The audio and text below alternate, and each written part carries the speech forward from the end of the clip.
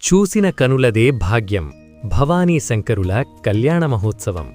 ఎన్టీఆర్ జిల్లా నందిగామ మండలం పల్లగిరి కొండపై కొలువయున్న పవిత్రమైన భవానీ శంకర దేవస్థానం మహాశివరాత్రి పర్వదినాన్ని పురస్కరించుకుని భవానీ శంకరుల కళ్యాణ మహోత్సవం ఆదివారం అత్యంత వైభవంగా కన్నుల పండుగలా జరిగింది.